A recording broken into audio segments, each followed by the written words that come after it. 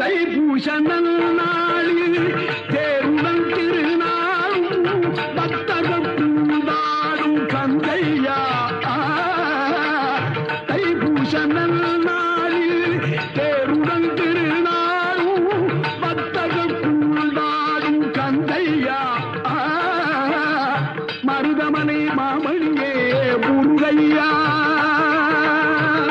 தேவரின் குலம் காக்கும் வேலையா. மருதமலை மாமணியே முருகையா.